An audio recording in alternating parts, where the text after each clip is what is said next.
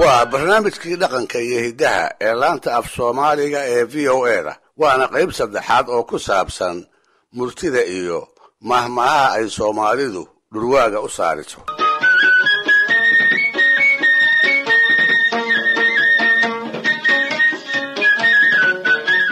dhegaystayaal, sheekooyinka faraha badan ee maskaxda Soomaalidii hore ay maleegtay kuna saabsan dhurwaaga iyo dabeecadihiisa waxaa ka mid ah kuwa aan maanta idinku jalbeebin doono.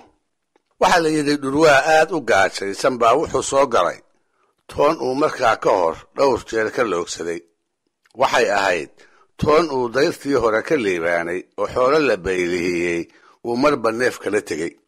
maantase meel loola guurayba ari iyo lo' toona midkoodna laguma oga, inkastoo qashku isqabsaday oo geed hoose iyo geed saraba ay dhirtu hamashowday. meelihii uu ceesaamaha iyo sabeenaha ku layn jiray isaga oo tuuxaynaya ayaa geeda dheerdheer oo hortiisa sariiran sharqani uga baxday. mar qura ayay hilidiiro cusubi ku soo korodhay. indhaha ayuu galkii ka soo bixiyey oo miciyihii isku lisay. wuxuu isu qaabiyey waxa sharqama inuu haabto soona qabsado. isaga oo aan hurdin buu riyoonayaa.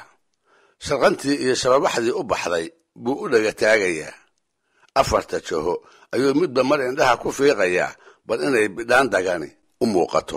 hase ahaatee wax yar kadib bay hawadiisii hoos u soo dhacday. hankiisii baa dabaysha raacay.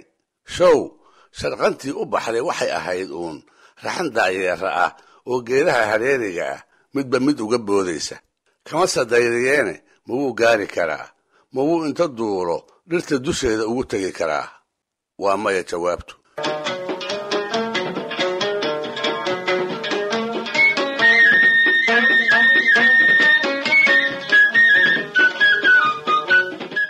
dhurwaagii wuu murugooday. markaas buu ku hamiyey, allow aad ibaratide yaa daayeerow dhulka kaa hela.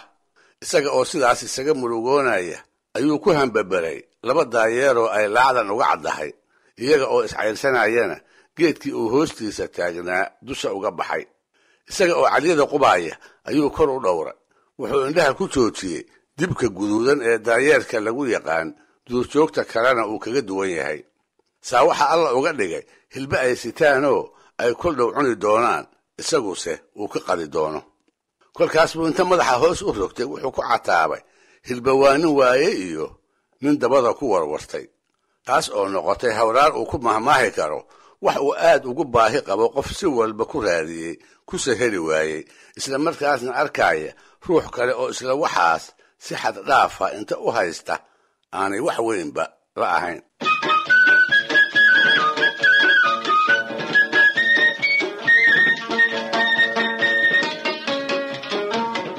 sidaan ku soo xusay barnaamijyadii kan ka horreeyey, dhurwaagu waa hilib ku nool. waxaan isaga ahaynna wax kuma falo. xoolaha la dhaqdo cadka iyo caanaha dartooda haddii ay dadku u dhaqaalaystaan, dhurwaagu cadka oo keliya ayuu daneeyaa. cadkooda ayuunbuu u hamuuman yahay. caana inay leeyihiin iyo in kalena war iyo wacaalba uma uu hayo. xeryaha xoolaha lagu xeraysto ayuu habeenkii u soo gabadaa si uu inta ugu dhaco uu neef ugala tago. inta uu ilbaadsiga ku jira wuxuu arkaa dumar aryaha lisaaya oo kolba haruub caana ka buuxaan qof kale oo dibadda taagan u dhiibaya, si ama carruurta loo siiyo ama weel kale oo weyn loogu biiriyo. dhaqdhaqaaqaasi dhurwaaga waa u muuqdaa, danse kama laha. wuxuunbuu sugayaa inta ay dumarradu xeryaha ka baxayaan oo inta sharqantu yaraato dhinaca dhulka la dhigo.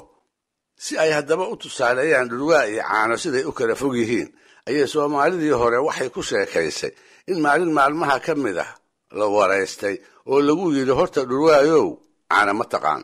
markaasbuu sidii wax kale looga sugaayey wuxuu ku jawaabay, ma waxa madow oo muska la isaga dhiibaa? taasoo noqotay hawraar loogu mahamaaho wax uusan aqoon u lahayn ama uusan weligii arag, qof inta wax laga weydiiyey kaga jawaabay jawaab aan loo joogin, aqoon darradiisana muujinaysa.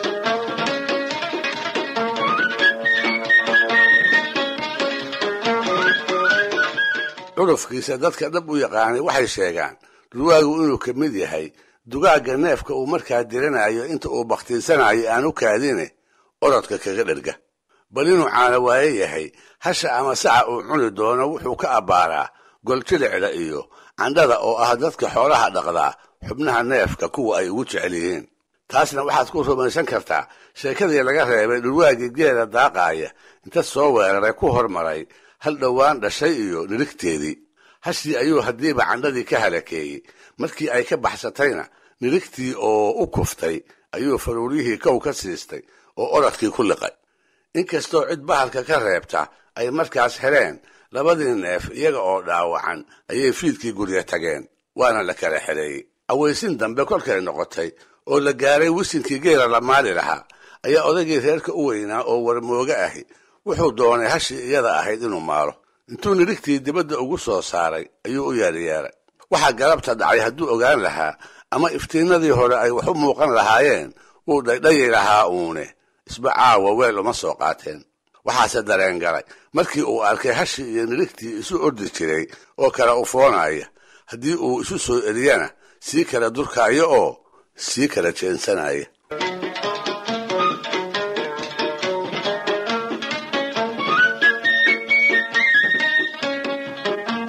waxaa la yidhi isla markaas uu odaygu hasha iyo nirigta isu soo duwaayo waxaa duleedka goraha geela taagnaa laba dhurwaa oo midi yahay kii galabta labada neef ilkaha daray.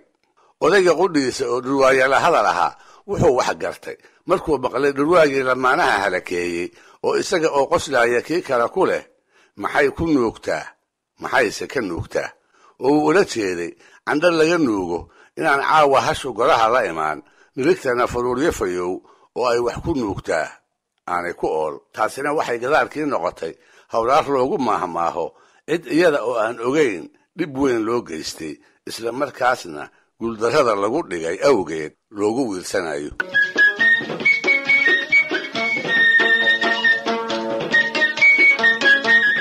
dhegaystayaal, barnaamijkii dhaqanka iyo hidduhu maanta halkaa ha inoo jooga waa in toddobaadka soo aadan iyo ku lamid ah hadduu eebba idmo.